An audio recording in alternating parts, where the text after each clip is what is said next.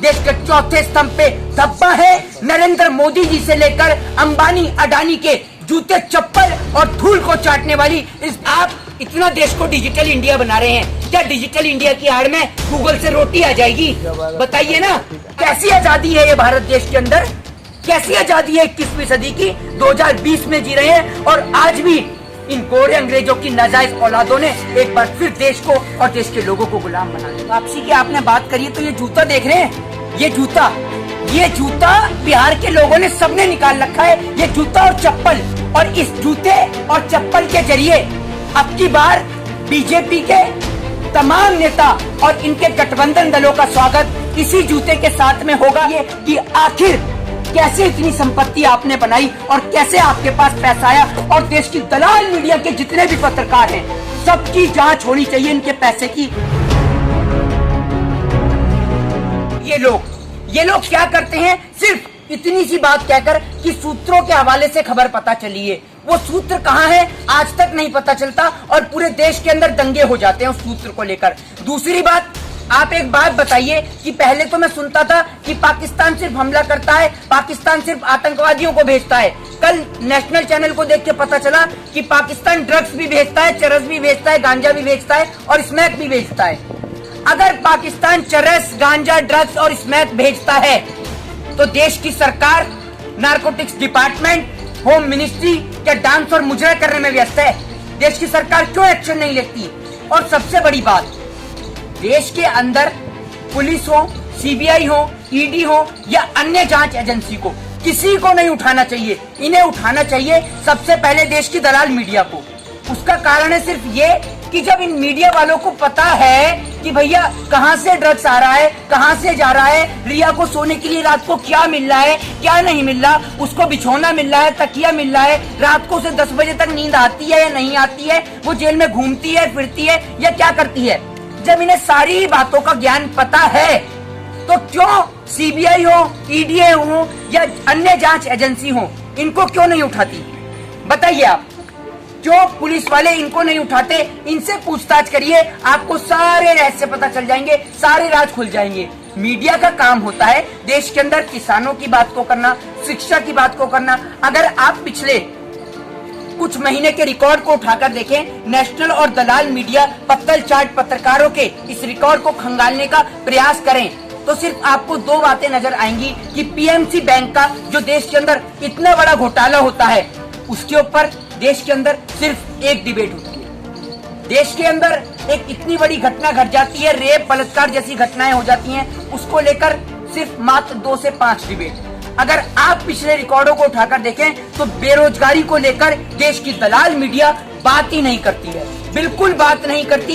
ये देश के अंदर बिकाऊ पत्रकार, दलाल पत्रकार देश के चौथे स्तंभ पे धब्बा है। नरेंद्र मोदी जी से लेकर अंबानी अडानी के जूते चप्पल और धूल को चाटने वाली इस देश की दलाल मीडिया ने आज एक बार फिर इस देश को गुलाम बनाने की नौबत पे लाकर खड़ा कर दिया है। और वो तो शुक्र करता हूँ उस ईश्वर का, उस अल्लाह का, उस वाहिगुरु का कि जब देश की आजादी की लड़ाई लोग लड़ रहे थे उस समय देश के अंदर ये पत्तल चाट पत्रकार, ये दलाल मीडिया के पत्रकार नहीं थे। नहीं तो ये देश आजाद नहीं होता, क्योंकि ये अंग्रेजों के हाथों बिक जाते, ये उन दलाल गोरे अंग्रेजों के हाथों बिक जाते। ये इस देश के अंदर अंग्रेजों की औलादे हैं, हिटलर के चमचे हैं और ये मुसोलिनी के वंशज हैं।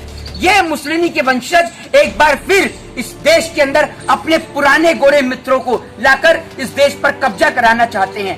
पाकिस्तान अमेरिका पे अटैक करने वाला है या अमेरिका पाकिस्तान पे अटैक करने वाला है, ये बात खुद अमेरिका को नहीं पता, लेकिन हमारे देश की दलाल मीडिया को पता है। और ये जानने के लिए वो हमारे देश के चैनलों को देखते हैं। अगर खाना खाते में टेलीविजन को देख लूं तो टेलीविजन पर इस देश की दलाल मीडिया भारत और चाइना का युद्ध करा देती है और इतने खाना खत्म भी नहीं होता, भारत को युद्ध में जिता भी देती है।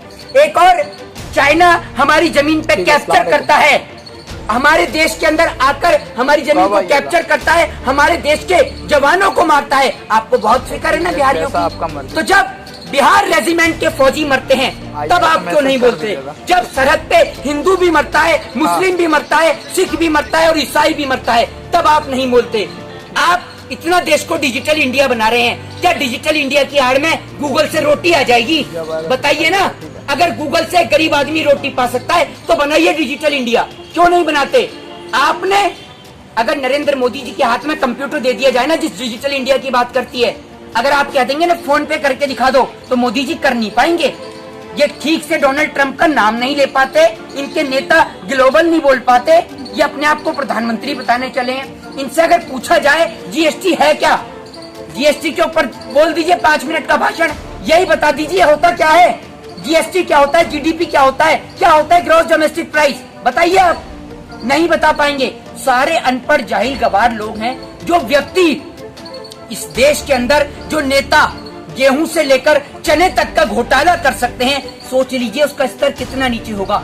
एक बात आप बताइए कि किसानों का सर फूट जाता है, लोग बेरोजगार हो जाते हैं, बीएमसी की बुलडोजर उन गरीबों की झुग्गियों पे चलाने की बात कर देती है, लेकिन दलाल मीडिया एक कंगना की झुग्गी क्या टुकड़ जाती है। इन लोगों को तो बड़ी दिक्कत हो जाती है, बंगले टूट जाते हैं, इनको इतनी दिक्कत हो जाती है कि वो बंगला कंगना रनावत का ना होकर देश की दलाल मीडिया का हो। इतनी बहन बेटियों के साथ में बलात्कार हुआ। इनके नेता कुछ मंत्री ऐसे हैं जो देश के अन्नदाता को लेकर, किसान को लेकर ही कहते हैं कि इनके ऊपर कानूनन कार्रवाई की जाएगी। आप होते कौन है? कंगना जैसे लोग जो देश के अंदर किसानों को आतंकवादी बताते हैं, और देश की दलाल मीडिया व्यस्त है रिया और कंगना करने में। इनको क्या फर्क पड़ता है? 2018 के अंदर 11 मिलियन पीपल ने, मोर देन 11 मिलियन पीपल अपने रोजगार को, अपने व्यवसाय को खो चुके हैं। देश की दलाल मीडिया ये नहीं दिखाती, देश की दलाल मीडिया ये नहीं दिखाती कि चाइना जमीन को कैप्चर कर लेता है, और देश के प्रधानमंत्री जी कहते हैं सावन के झूलों ने मुझको बुलाया। वो वहाँ पर बिजी हैं झूला झूलने में। जो हमारे देश के जवानों को मार रहा है उसके साथ में झूला झूला जाता है, उसके साथ में बैठ के खाना खाया जाता है, और उसी से उधार कर्जा भी लिया जाता है। आज अगर आप गिरीश मालवीय जी की रिपोर्ट को पढ़ के देखें तो 50 लाख करोड़ तक का कर्जा आज भारत के ऊपर बढ़ा दिया है देश के प्रधानमंत्री नरेंद्र दामोदर दास मोदी जी ने। और पहली बार ये दिन इतिहास में भूला नहीं जाएगा, काली स्याही से लिखा जाएगा। और जब जब लोकतंत्र की बात की जाएगी, संविधान की दुहाई दी जाएगी, उस दिन ये काले दिन की भी बात की जाएगी कि जिस तरीके से पहली बार संसद के अंदर कोई बिल बिना वोटिंग के, बिना बहुमत के और बिना सलाह मशवरे के पास किया जाता है, हिटलर और तानाशाही की तरह। आज आप कहते हैं देश के अंदर आजादी है, अरे कैसी आजादी है? बाहर निकलो तो पुलिस वाले अपनी बात को कहने नहीं देते, घर में रहो तो जबरन आपके ऊपर एनएसए जैसे बड़े बड़े कानून लगा दिए जाते हैं, आपको अरेस्ट कर लिया जाता है, और अगर आप आवाज उठाएं तो आपको जेल की काल कोठरी में बंद कर दिया जाता है। कैसी आजादी है ये भारत देश के अंदर? कैसी आजादी है 21वीं सदी की? 2020 में जी रहे हैं, और आज भी इन गोरे अंग्रेजों की नाजायज औलादों ने एक बार फिर देश को और देश के लोगों को गुलाम बना दिया है। बिहार चुनाव को लेकर के अभी जो जारी होगी तारीखों का ऐलान जो हो गया है, इसके बारे में क्या कहते हैं? गुप्तेश्वर पांडे भी चर्चा का विषय बने हैं। देखिए, मैं आपको बता दूं कि पहले ये कुर्सी कुमार, नीतीश कुमार, कुशासन बाबू, ये सारे के सारे ऐसे लोग हैं। चाहे आप बात कर लो रामविलास पासवान की। रामविलास पासवान, एक बात बताइए, आपके और आपके बेटे के अलावा पूरे बिहार के अंदर कोई भी दलित का बेटा नहीं है जिसको आप सांसद बना सके? बताइए। नीतीश कुमार, कुर्सी बाबू, कुशासन बाबू, ये ऐसे लोग हैं जो जिस बिहार ने इनको सांसद बनाया, मुख्यमंत्री बनाया, नेता बनाया, उसका दौरा करते हैं हेलीकॉप्टर से।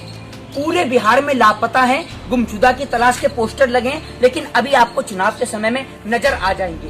ये ऐसे लोग हैं जो कुर्सी लेकर, आज भी बिहार के अंदर एक बहन की एक बेटी के साथ बलात्कार हो जाता है तो एफआईआर दर्ज नहीं होती। कुर्सी कुमार, कुशासन बाबू चुप और मौन रहते हैं। न जाने कितने पैसों में देश की दलाल मीडिया ने अपने स्तर को गिराया है, और इन मुख्यमंत्री, इन नेताओं ने, जिनका काम होता है देश के लोगों की सेवा करना, कितने पैसों में अपने दीन ईमान को बेचा है। तो क्या लग रहा है बिहार के इलेक्शन में किस तरह की रणनीति साबित होगी? क्या बीजेपी वापसी करेगी या एनडीए वहाँ पर आरजेडी की सरकार? वापसी की आपने बात करी तो ये जूता देख रहे हैं, ये जूता बिहार के लोगों ने सबने निकाल रखा है। ये जूता और चप्पल, और इस जूते और चप्पल के जरिए अब की बार बीजेपी के तमाम नेता और इनके गठबंधन दलों का स्वागत इसी जूते के साथ में होगा। चाहे फिर वो बिहार हो, चाहे फिर यूपी हो, चाहे बंगाल हो, अपने गालों को और अपनी पीठों को मजबूत करके रखिएगा, क्योंकि अब आपके गालों पर ये जो जूते पड़ेंगे ना, इसकी छाप बंगाल के चुनाव तक और यूपी चुनाव तक आपको नजर आने वाली है। तो सरकार तो अपना दावा ठोक रही है कि हम सरकार बनाएंगे और बहुत सारी योजनाओं का वहाँ पर अनावरण भी किया है, तो क्या लग रहा है कि जनता को किस तरह लुभाया जाएगा? वो अपने मुद्दों को भूलकर दोबारा बीजेपी और जेडीयू को वोट देगी। सरकार तो यूं भी कहा करती थी कि 15 लाख रुपए देंगे। सरकार तो यूं भी कहा करती थी कि 100 स्मार्ट सिटियां बनाएंगे, बना दिया। एक बात बताइए, जब सरकार ने काम करा है तो लाखों करोड़ रुपए का प्रचार करने की क्या आवश्यकता? ये बताइए। क्या आप एक बात बताइए कि देश के अंदर चुनाव के समय में किसी व्यक्ति को पैसा देना कानूनन अपराध है या नहीं है? उसको लालच देना कानूनन अपराध है या नहीं है? ना अपराध। तो एक बात बताइए कि सरकार मैनिफेस्टो के जरिए देश की जनता को क्यों लालच देती है? क्यों देती है? क्यों अपने काम का ब्यूरो से देना पड़ता है? जब उसने काम कराए तो देश की जनता देखेगी, पर इन्होंने तो काम कुछ करा ही नहीं है सिवाय अंबानी अडानी की जेब भरने के अलावा। और एक बात जो गिनीज वर्ल्ड रिकॉर्ड में आनी चाहिए, और वो है एक नाम, अमित शाह का बेटा जय शाह। इतनी कोविड की महामारी में वो इतना करोड़पति बन जाता है, और जब से अमित शाह गृह मंत्री बने हैं 50,000 से और कुछ लाख रुपए से आज करोड़ों की संपत्ति करने वाले अमित शाह के बेटे जय शाह के ऊपर कानूनन कार्रवाई करनी चाहिए।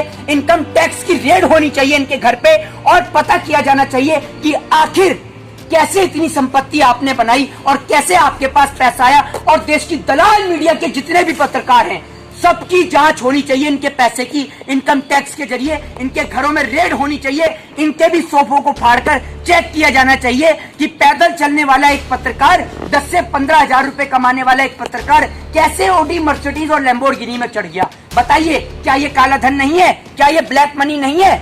जब आप एक नेता के घर में, एक सांसद और एक आम आदमी के घर में, एक बिजनेसमैन के घर में रेड कर सकते हैं, तो क्या देश की दलाल मीडिया के पत्रकारों के घर में रेड नहीं हो सकती इनकम टैक्स की? बताइए। सरकार में होते हुए कैसे रेड हो जाएगी? कोई ऑप्शन है क्या? सरकार में रेड नहीं होगी, ये तो बात बिल्कुल आपने बखूबी कही, क्योंकि सरकार में रेड होगी कहाँ से? पैसा लगाने वाला कौन है? भारतीय जनता पार्टी का राज्यसभा सांसद या तो सुभाष चंद्रा है, या फिर अंबानी है, या अडानी है, या वो पौने 2 आंख वाले बाबा रामदेव है। इनके अलावा है कौन? सारे के सारे चैनल बीजेपी के हैं, तो यानी इनके घरों पे रेड, यानी बीजेपी के घरों पे रेड। तो रेड खैर नहीं होगी, पर अगर आप निष्पक्षता की बात करते हैं तो रेड होना जरूरी है, एक कंपलसरी है। एक चैनल है यूपीएससी जिहाद अभी चलाया था, तो उसने जब उसकी बात हुई तो सरकार ने कहा कि डिजिटल मीडिया को रेगुलेट करना चाहिए।